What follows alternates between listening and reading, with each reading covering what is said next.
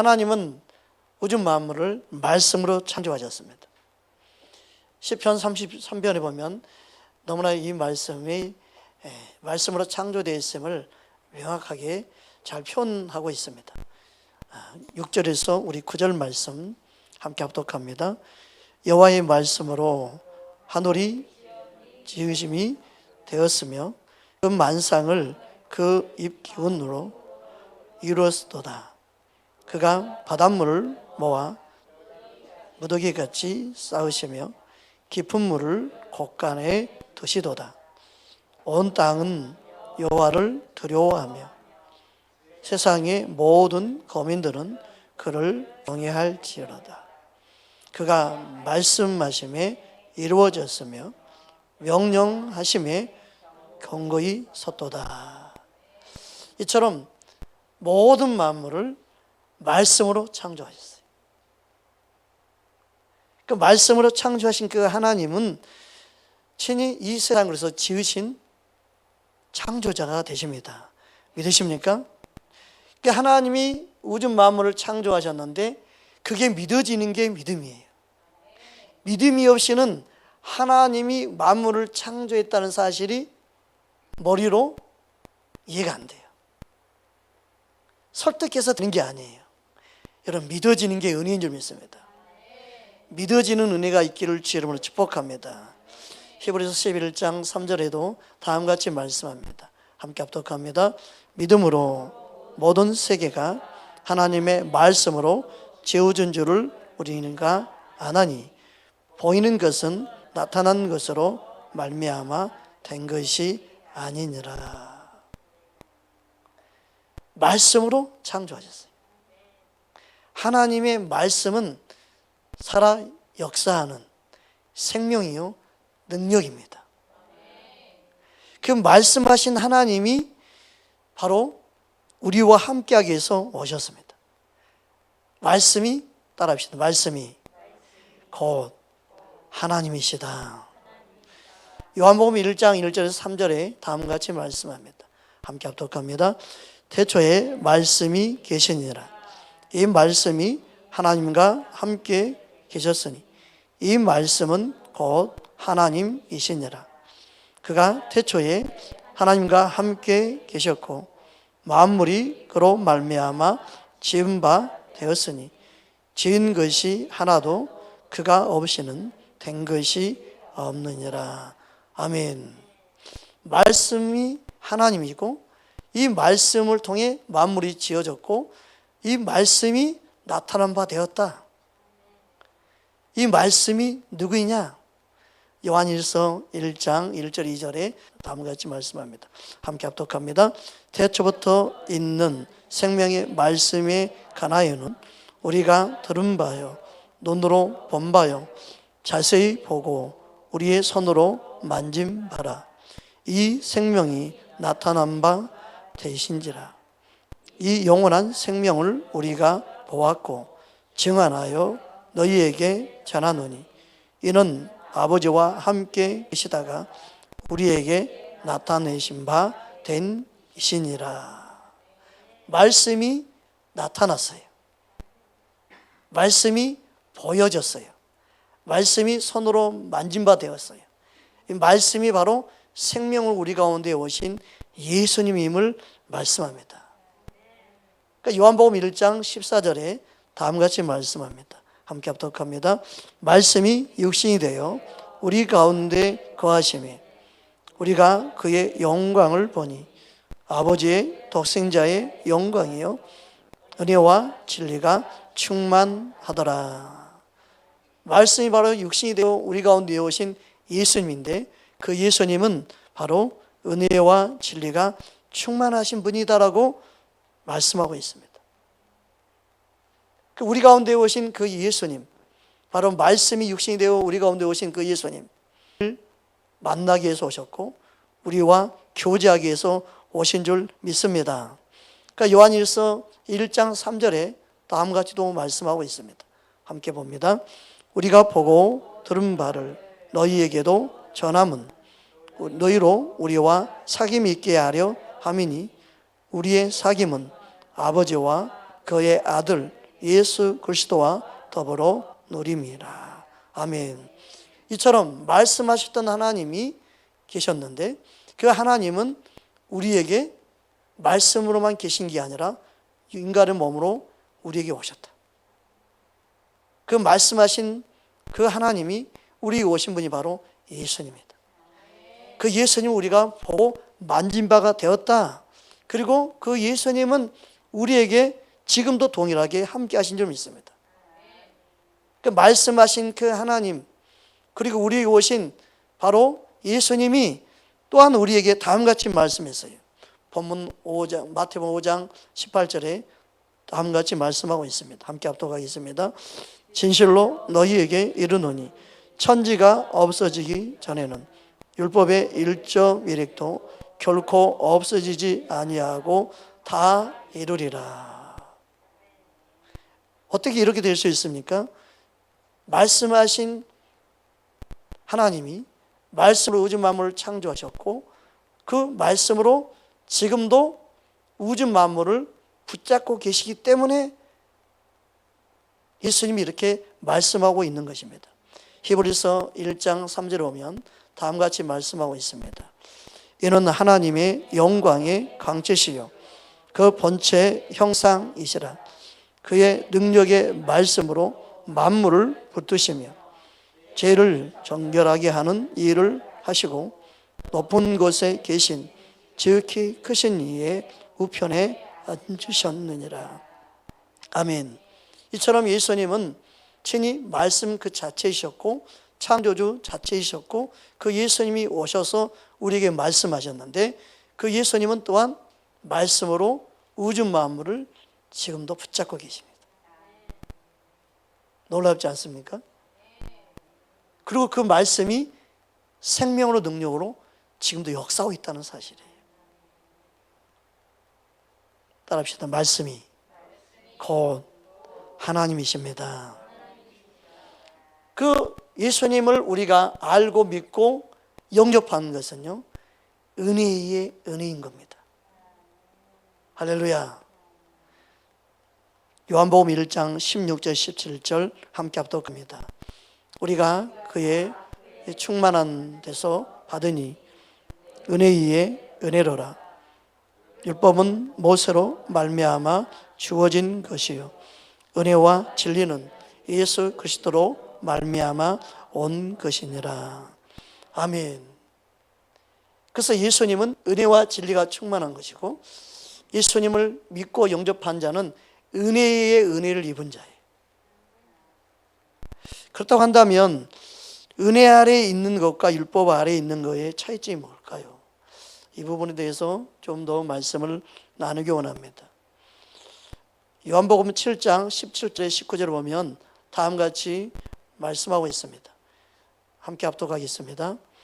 사람이 하나님의 뜻을 행하려 하면 이 교훈이 하나님께로부터 왔는지 내가 스스로 말한 것인지 알리라.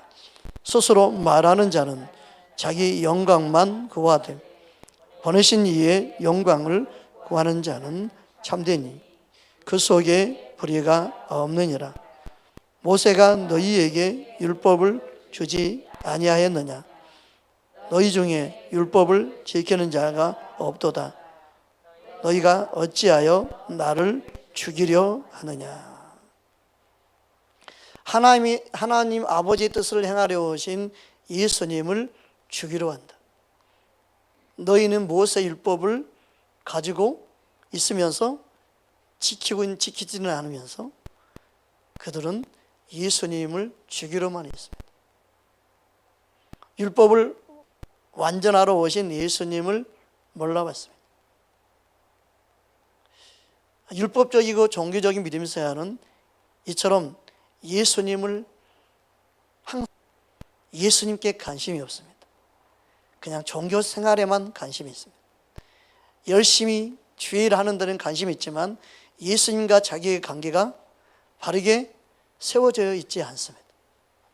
그러니까 예수님과 전혀 상관없는 자신을 위한 자신의 영광을 구한 자기 의를 나타내는 믿음 생활을 할 뿐입니다. 여러분, 믿음 생활은 예수님을 알아가는 것이고 예수님을 닮아가는 것인 줄 믿습니다. 그래서 바리새인과 서기관들은 예수님을 믿지 않았습니다. 예수님께 관심이 없었습니다. 어떻게든 자신들의 인기를 빼앗아가고 사람들의 모여드는 그것에만 집중해서 예수님을 죽이려고만 했습니다. 시기 질투심만 가득했습니다. 그게 바로 바리새인과 서기관들의 모습이었습니다. 이처럼 율법 아래에 있는 자는 예수님과 상관없는 행동을 합니다. 율법을 지키지 아니하면서 다른 사람을 정죄하는 데만 빠릅니다. 이게 바로 서기관과 바리새인들의 모습이었습니다. 그러니까 요한복음 8장에 가면 그 사건이 나옵니다. 그러니까 율법 아래에 있는 사람의 특징이 바로 잘 나타나 있습니다. 요한복음 8장 3절 5절 우리 함께 합독하겠습니다. 서기관들과 바리새인들이 음행 중에 잡힌 여자를 끌고 와서 가운데 세우고 예수께 말하되 선생이여 이 여자가 간음하다가 현장에서 잡혔나이다. 모세는 율법에 이러한 여자를 돌로 치라 명하였거니와 선생은 어떻게 말하겠나이까. 여러분, 우리의 생각은, 우리가 생각하는 은혜는 무엇인가요? 예수님이 다음에 말씀하신 것에만 머물러 있습니다. 정죄하지 않으면 된다 생각을 합니다. 6절에서 9절 함께 합독합니다. 그들이 이렇게 말하면 고발할 조건을 얻고자 하여 예수를 시험함이러라. 예수께서 몸을 굽히사 손가락으로 땅에 쓰시니 그들이 묻기를 마지 아니하는지라.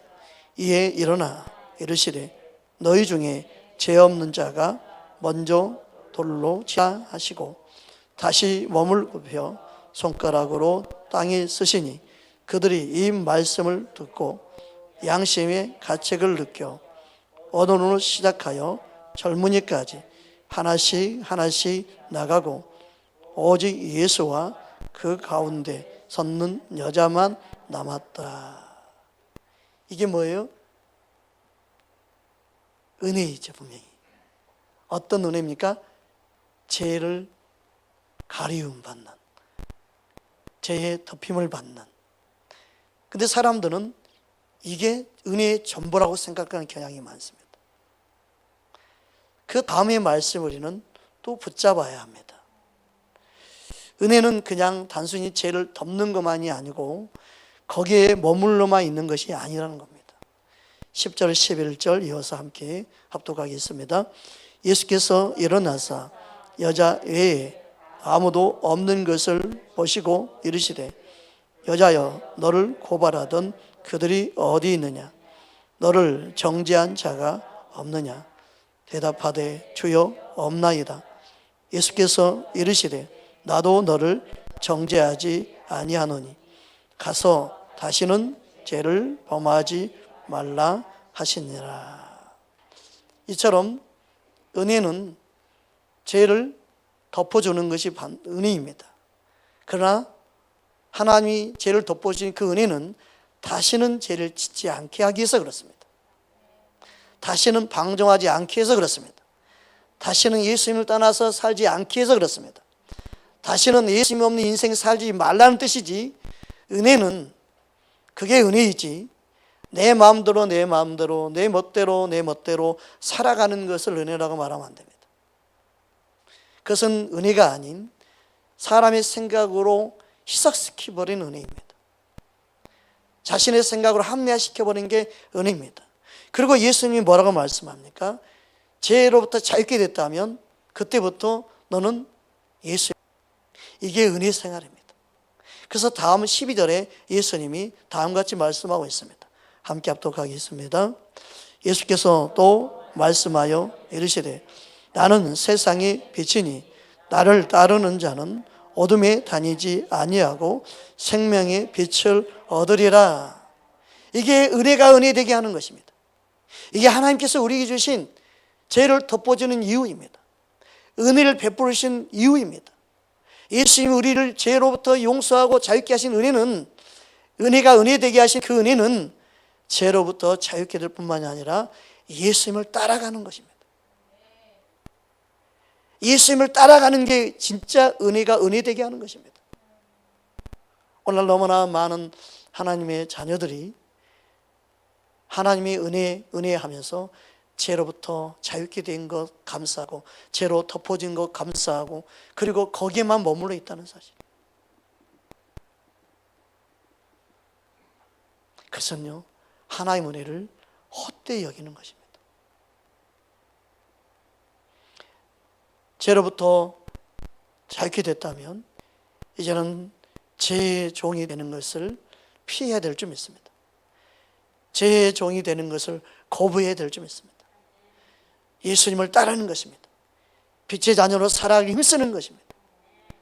그러기 위해서 주님을 갈망하는 것입니다.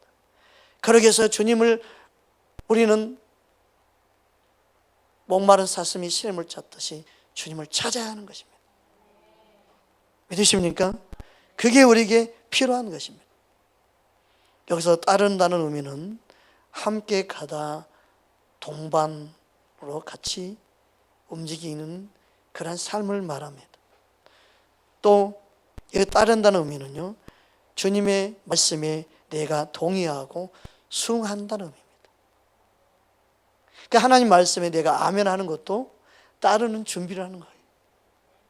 내가 그렇게 하겠습니다, 수긍하는 거예요. 여러분, 우리는 하나님 말씀에 항상 아멘이 되기를 주의 이름으로 축복합니다. 주님을 따르는 자는 함께 하셔서 따르는 거죠.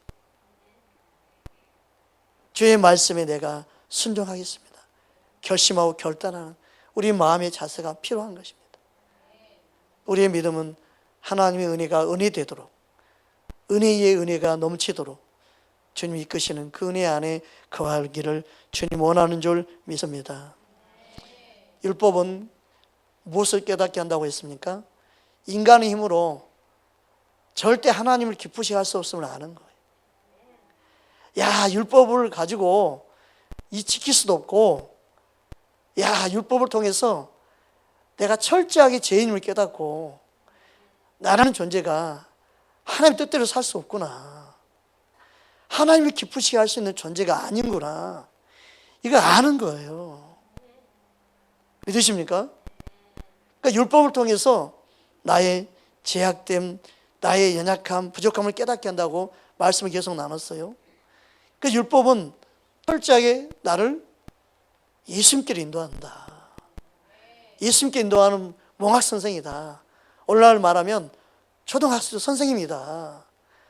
모르니까 나를 이끌어준다는 거, 예수님께로. 야, 너가 살려면 여기 가야 돼. 너가 살려면 예수님 만나야 돼. 너가 예수님 만나야만 너가 구원받아. 율법의 역할이 우리 안에 철저하게 예수님께 인도한다는 거예요. 믿으십니까? 우리 안에 율법의 역할을 알고 예수님께로 가까이 나아가는 귀한 은혜가 있기를 주의 이름으로 축복합니다. 갈라디아서 3장 24절 함께 합독합니다. 이같이 율법이 우리를 그리스도께로 인도하는 초등교사가 되어 우리로 하여금 믿음으로 말미암아 어렵다함을 얻게 하려 함이라. 그 믿음에서 믿음에 이르는 믿음이 되어야 되죠. 그래서 처음 믿음은 뭐예요? 예수님 통해 어렵게 되는 거죠. 거기 시작이에요. 그게 탄생이에요. 새로운 피조물의 시작이죠. 그럼 믿음에서 믿음에 이르는 믿음은 뭐예요? 은혜가 은혜 되게 하도록 믿음이 자라야 되는 거예요. 예수님을 닮아가는 믿음의 삶이 일어나야 되는 거예요. 믿음으로 구원받아서 그게 끝이 아니라 자녀로서의 삶으로 이 땅에 빛이 되고 소금이 되도록 주님은 우리를 자라게 하시고 인도하신 줄 믿습니다. 할렐루야.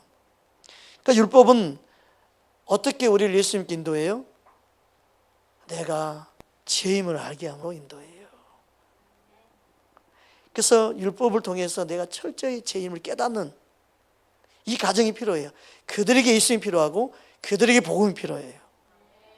그러니까 죄임을 깨닫지 못하는 사람은요, 은혜가 되지 못하고 예수님을 필요함을 못 느껴요. 여러분, 말씀을 통하여 내가 죄인임을 깨닫는 귀한 은혜가 임명하기를 주님으로 축복합니다. 넘어서 3장 20절입니다. 함께 합독합니다. 그러므로 율법의 행위로 그의 앞에 어렵다 하심을 얻을 육체가 없나니 율법으로는 죄를 깨달음이니라. 아멘. 그러니까 율법으로는 죄를 깨닫는다고 항상 죄만 깨닫고 그 자리에만 머물러 있으라는 뜻이 아니라는 거예요. 죄를 회개하고 돌이킴으로 죄를 이기는 자가 되기 원해요. 죄를 다스리는 자가 되기 원해요. 할렐루야. 이처럼 율법은 자신의 죄임을 깨닫게 합니다. 로마서 7장 7절에 다음과 같이 말씀하고 있습니다. 함께 합독합니다. 그런즉 우리가 무슨 말을 하리요? 율법이 죄냐? 그럴 수 없느니라. 율법으로 말미암지 않고는 내가 죄를 알지 못하였으니 곧 율법이 탐내지 말라 하지 아니하였더라면 내가 탐심을 알지 못하였으리라. 믿음이 자라면 자랄수록요 내가 죄인임을 깨달아요.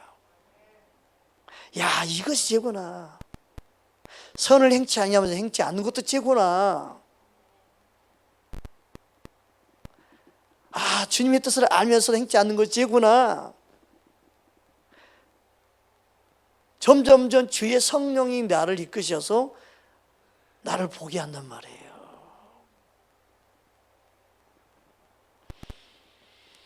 그러므로 예수님이 필요한 사람은 바로 죄인임을 깨닫는 자입니다. 예수님이 누구에게 오셨는가? 누구를 부르러 오셨는가? 예수님이 그것을 친히 말씀하셨습니다. 누가복음 5장 30절 32절입니다. 함께 합독합니다. 바리새인과 그들의 서기관들이 그 제자들을 비방하여 이르되 너희가 어찌하여 세리와 죄인과 함께 먹고 마시느냐?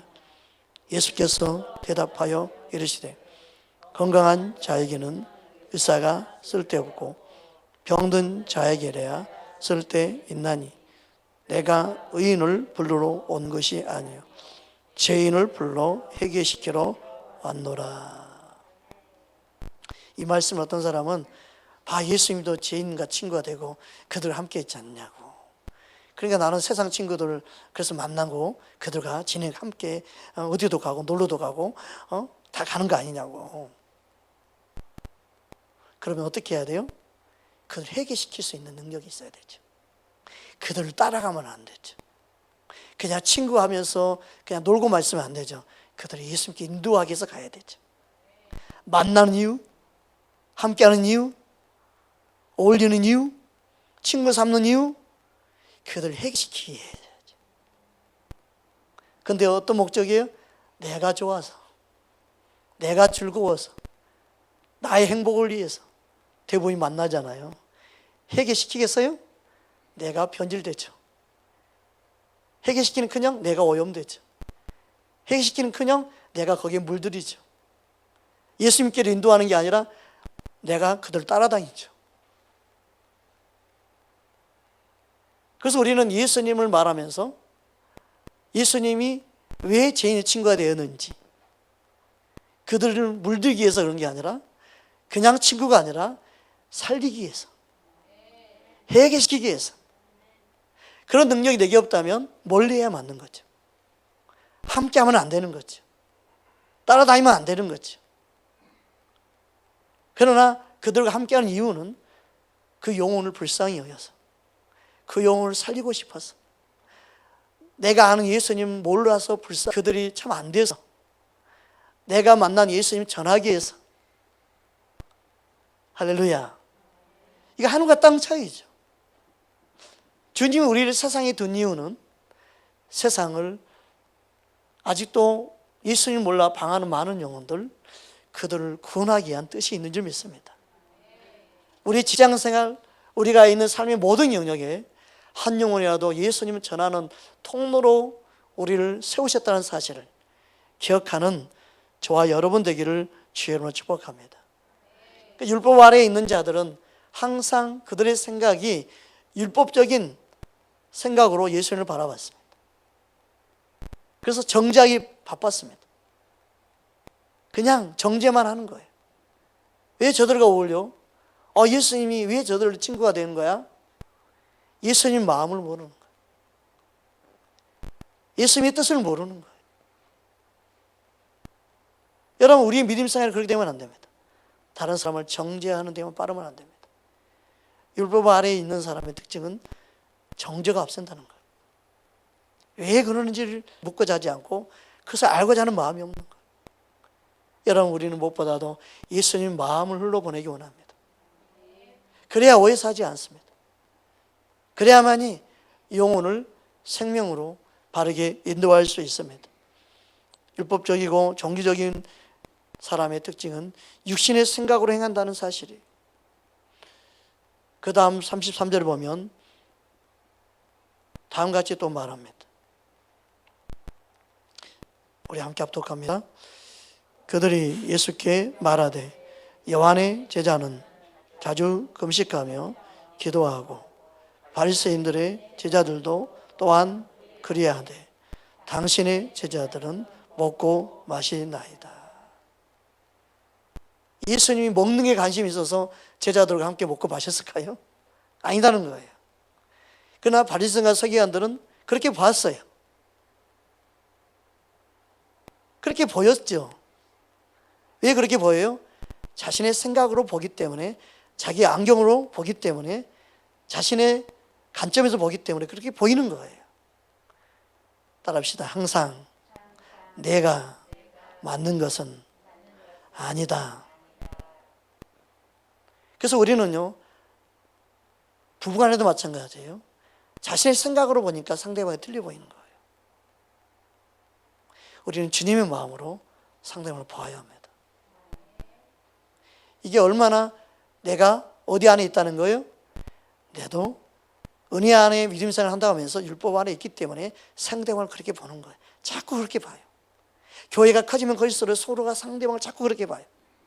그 교회 안에요, 은혜 안에 있다면서요, 자꾸 생각 끼고 상대방을 쳐다보기 때문에 마음이 열고 진짜 하나 되지 못해요. 예수님의 사랑으로 섬기지 못해요. 여러분, 은혜 안에 있다면 주님의 사랑으로 바라볼 수 있도록 우리의 생각과 우리의 눈을 바꿔야 될 줄 믿습니다. 그래서 예수님은 무엇을 말씀하고 있어요? 다음 말씀을 우리는 보면 잘 알 수 있습니다. 함께 합독합니다. 예수께서 그들에게 이르시되 혼인집 손님 신랑과 함께 있을 때 너희가 그 손님으로 금식하게 할 수 있느냐? 그러나 그날에 이르러 그들이 신랑을 빼앗기리니 그날에는 금식할 것이니라. 바리새인과 서기관들이 한 금식은 율법적인 금식을 했어요. 사람에게 보이게 한 금식, 또 인정받게 한 금식, 또 뭔가 이루기 위한 금식, 응답받기 위한 금식, 이건 다 율법에서 나온 금식이에요. 그러나 은혜 안에 있는 금식이 뭐예요? 예수님을 알기 원하는 금식이어야 돼요. 예수님을 갈망하게 하는 금식이 돼야 돼요. 더 주의 뜻을 이루기 위해서 금식하는 건 아름다운 거예요. 예수님이 금식하지 말라고 말씀한 건 아니죠. 예수님을 빼앗겼을 때, 예수님과 마음이 멀어졌을 때, 예수님께 감심이 없어질 때, 내 마음이 세상에 물들어서 예수님과 전혀 상관없이 살아가는 그때는 금식하고 주님을 구하고 찾아야 되는 것이죠. 그러니까 예수님이 원하는 금식이 뭐예요? 해결을 위한 금식이에요.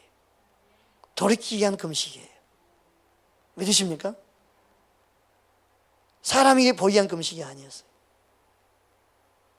은밀한 중에 보시는 하나님께서 이미 너에게 상을 베풀어 주셨다고 말씀했죠. 사람에게 보이기 위한 금식, 율법적인 금식, 그런 금식 말고 예수님을 잃어버렸을 때 예수님을 찾는 금식은 아름다운 거예요. 믿으십니까? 한국교회 지금 필요한 금식이 뭘까요? 바로 주님을 찾는 금식이 필요하죠. 주님을 향한 갈망하는 금식이 필요해요. 지금은 그게 필요한 시대예요. 근데 문제 이러든 저러든 어떤 금식을 하지 않잖아요. 건강을 위해서 금식하는 사람은 있어요. 근데 주님을 찾는 금식을 하는 사람은 거의 없는 것 같아요. 여러분, 우리 안에 주님을 찾는 갈망이 있기를 주의 이름으로 축복합니다. 이처럼 바리새인처럼 믿음 생활하는 그런 믿음 생활은 예수님과 전혀 상관없습니다. 전혀 상관없습니다. 도리어 이런 행동은 뭐예요? 은혜에서 끊어지게 만드는 거예요. 그러니까 율법적인 믿음 생활은요, 주님의 은혜를 헛되이 여기는 것이고 은혜가 은혜되지 못하게 하는, 그리스도에서 끊어지게 하는 것입니다. 갈라디아서 5장 4절 우리 함께 합독하겠습니다. 율법 안에서 어렵다함을 얻으려 하는 너희는 그리스도에게서 끊어지고 은혜에서 떨어진 자로다. 그런데 지금도 은혜 안에 있다고 믿으면서 하면서도 다른 사람을 정죄하고 자신을 정죄하고 판단하고 그렇게 하는 사람은요, 은혜 안에 있는 게 아니에요. 스스로가 은혜 밖에 있음을 나타내는 거예요. 그러니까 율법의 잔재가 남아있는 거예요.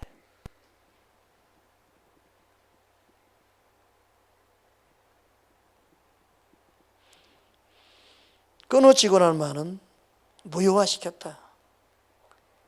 예수님 십자가의 죽으심을 무효화시키는 거예요. 떨어진다. 벗어난다. 예수님부터 벗어지는 거예요. 예수님께로부터 멀리 떠나고 예수님께로부터 벗어나는 것. 비껴가는 거예요.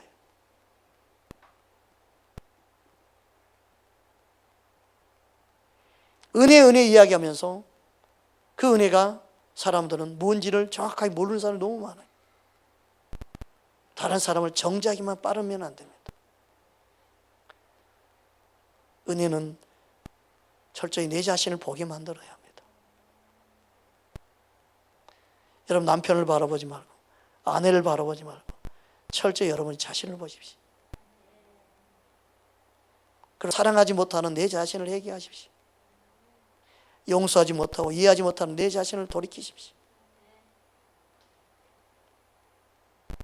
품지 못하는 내 자신을 보십시오.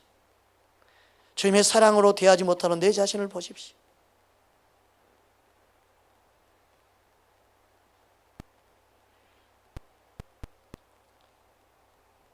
율법은 하나님을 기쁘시게 할 능력이 없습니다.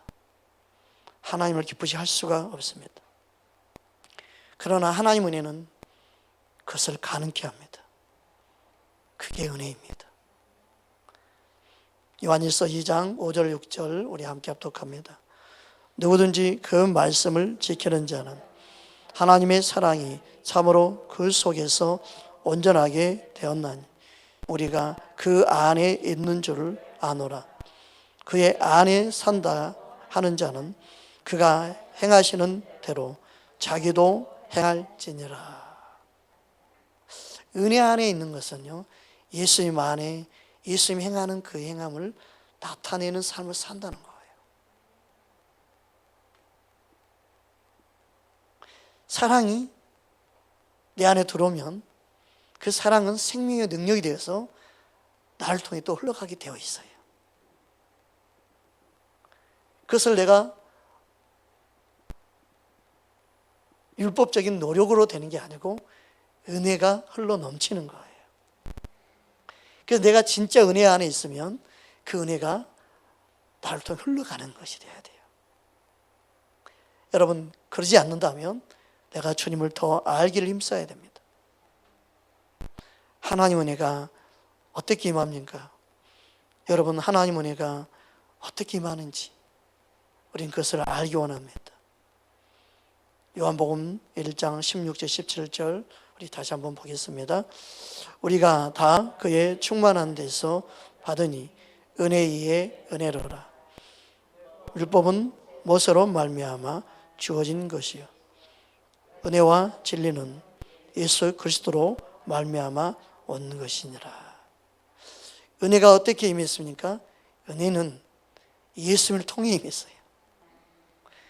예수님을 통해 임했대, 은혜가. 이 너무너무 중요합니다. 아는 이야기인데 너무너무 중요합니다. 다시 요한복음 1장 14절 말씀을 다시 한번 보겠습니다. 함께 합독합니다. 말씀이 육신이 되어 우리 가운데 거하심에 우리가 그의 영광을 보니 아버지의 독생자의 영광이요 은혜와 진리가 충만하더라. 이처럼 예수님은 은혜이고 은혜 자체이고 그리고 말씀 자체예요. 이게 중요합니다. 예수님은 은혜의 통로로 오시고 예수님을 영접한 것은 바로 뭐와 같아요?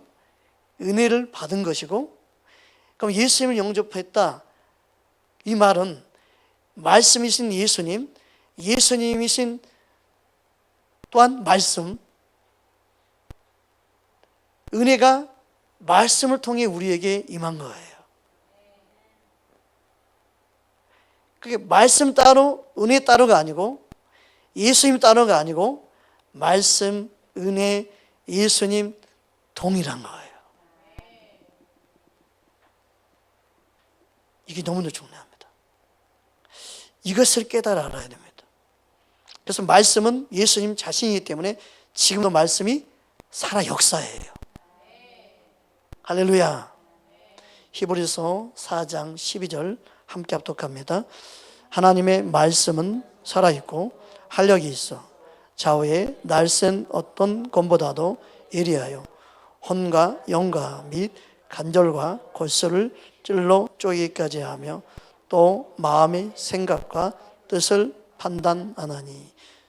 따라합시다. 하나님의 말씀은 살아있습니다. 그래서 나를 변화시키고 거듭나게 해요. 거듭나게 해요.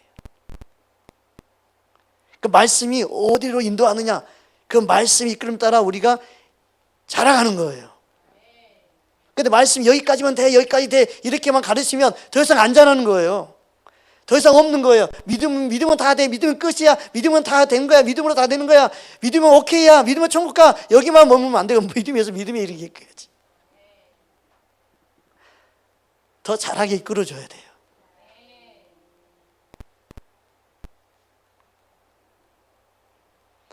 베드로전서 1장 23절 함께 합독합니다. 너희가 거듭난 것은 썩어질 씨로 된 것이 아니요 썩지 아니할 씨로 된 것이니 살아있고 항상 있는 하나님의 말씀으로 된 것이니라. 아멘. 그 은혜는요, 옛사람에서 벗어나 새사람이 되게 하는 게 은혜예요. 따라합시다. 은혜는 옛사람에서 벗어나 새사람이 되게 하는 것이다. 아멘. 그래서 사람은 어떻게 생각해요? 옛사람을 살면서 은혜로 구원받아, 옛사람으로 그냥 살아도 돼, 그냥 옛사람으로서 구원받는 게 그게 은혜지 뭐, 그게 믿음이지 뭐. 거기서 옛사람을 그냥 머물러서 그래서 세상이 어떻게 해요? 밟히는 거예요. 세상 욕먹는 거예요.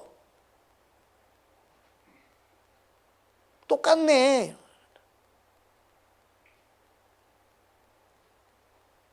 욕먹는 거예요. 그래서 태어났는데 그냥 애기야.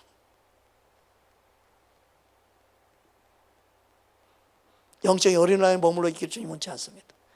장수와 믿음이 그냥 잘나야 됩니다. 그 은혜는요, 잘하게 만들어요.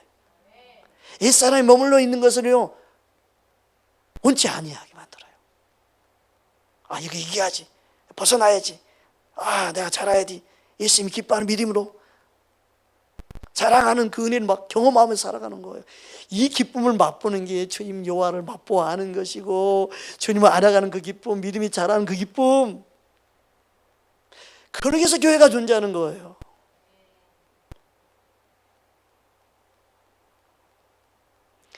다시 마태복음 5장으로 돌아가겠습니다. 마태복음 5장 21절 함께 합독합니다.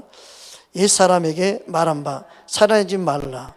누구든지 살인하면 심판을 받게 되리라 하였다는 것을 너희가 들었으나. 옛사람에게 말하고 있어요. 여기서 옛사람은 뭐예요? 율법 아래에 있는 자녀들. 이게 옛사람의 모습이에요. 변화되지 아니하는 모습. 겉으로만 그렇게 하지 않으면 된다고 생각하며 사는 믿음 생활. 내 안에 예수의 생명이 없는 상태를 말하는 거예요. 예수의 생명으로 행할 수 있는 능력이 없는 상태가 옛사람의 모습이에요. 말씀의 씨앗이 없어요. 예수의 생명이 없어요. 하나님의 은혜가 임하지 아니하는 그 상태.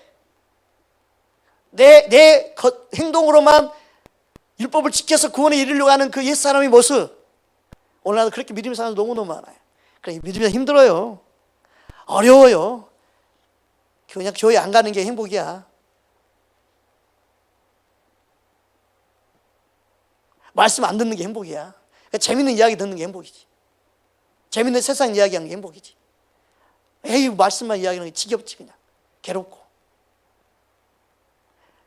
옛사람으로 그냥 살아가는 거예요.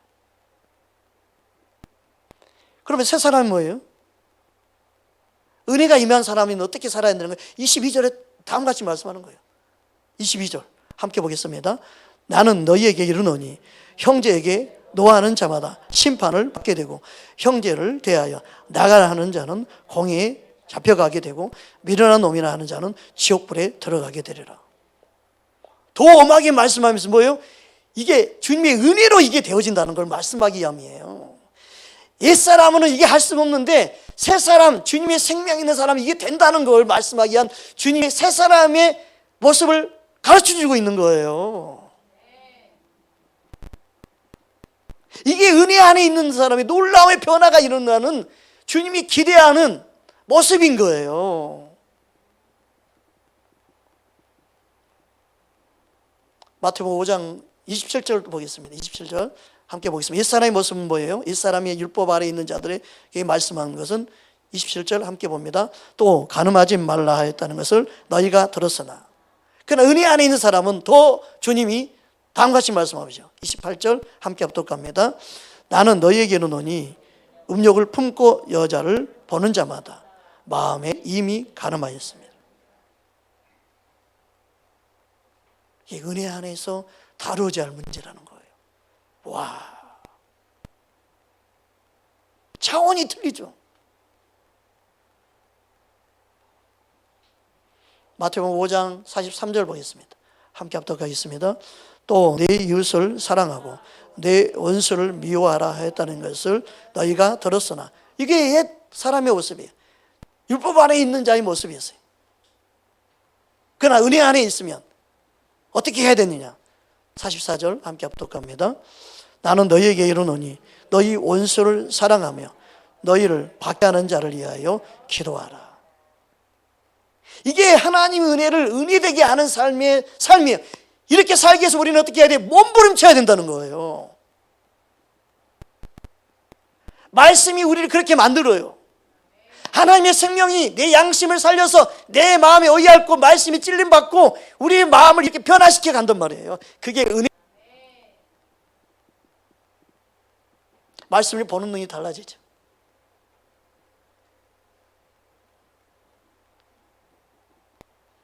그러므로 은혜는 뭐냐? 내 힘과 내 노력이 아니라 예수의 생명이 내 안에 들어와서 그 생명이 내 안에 역사하는 게 은혜예요. 나는 그럴 힘과 능력이 없었는데 예수님이 말씀을, 그 살아있는 말씀, 생명이신 그 말씀이 내 안에서 능력으로 역사하게 하는 거예요. 저 행동 보니까 아이고 지아버지 누구 닮았다. 아이고 지아버지 꼭 닮았네. 그러잖아요. 그죠? 여러분 손자 손녀 보면 그러잖아요. 아이고 네 아버지 어릴 때 똑같다. 아이고 노는 것도 똑같냐 저렇게. 아이고 밥 먹는 것도 똑같네. 아이고. 그게 씨예요, 씨. 말씀의 씨가 들어가면 그 말씀의 씨앗, 말씀의 생명이요. 그 안에 들어가면 예수의 생명, 예수의 씨앗이 들어가므로 그 말씀과 더불어 예수님의 생명이 자라는 거예요. 그게 새 사람이에요. 새 생명이에요. 그게 은혜로 자라는 거란 말이에요. 주님의 생명이 부어짐으로 그 말씀이 심겨짐으로 자라는 거예요. 우리 옛사람과 새사람 그래서 싸우는 거예요. 내 안에 전쟁이 일어나요.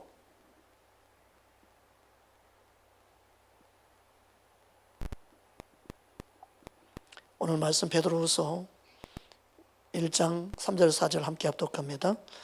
그의 신기한 능력으로 생명과 경건에 속한 모든 것을 우리에게 주셨으니 이는 자기의 영광과 덕으로서 우리를 부르신 이를 알므로 말미암이라. 이로써 그 보배롭고 지극히 큰 약속을 우리에게 주사 이 약속으로 말미암아 너희가 정욕 때문에 세상에서 썩어질 것을 피하여 신성한 성품에 참여한 자가 되게 하려 하셨느니라. 놀랍지 않습니까? 말씀이 우리 안에 생명의 씨앗이 심겨졌을 때 변화를 가져오는 거. 그건 내 노력이 된 게 아니라 주님의 생명이 내 안에 들어옴으로 일어나는 거지. 여러분, 말씀이 살아있음을 믿으십시오. 말씀이 내 안에 역사하도록 말씀이 아멘하고 먹으십시오. 말씀이 나를 변화시킬 걸 믿으십시오. 그런데 말씀을 먹지 않아요. 말씀에 관심이 없어요. 주님 앞에 나오는데 말씀을 듣고자 하지 않아요. 너무나 관심사가 세상에 향해 있어요. 정말 예수님께 관심 있기 원합니다. 정말 말씀에 관심 있기 바랍니다. 여러분, 말씀을 사모하십시오. 여러분을 살리고 변화시키는 능력, 은혜가 은혜되게 하도록, 은혜가 은혜되도록 내 안에 신기한 능력으로 그 말씀이 생명이 능력으로 내 안에 역사하는데 생명과 경건에 속한 모든 것을 우리에게 주셨습니다. 예수의 생명 안에 모든 것이 들어있습니다. 할렐루야. 여러분, 말씀이 먹는 만큼 변화가 일어납니다. 말씀을 먹는 만큼 여러분 안에 열매가 달라지기 시작합니다. 은혜가 은혜되는 놀라운 은혜를 경험할 수 있는 저와 여러분 되기를 주님으로 축복합니다. 우리 함께 기도하겠습니다.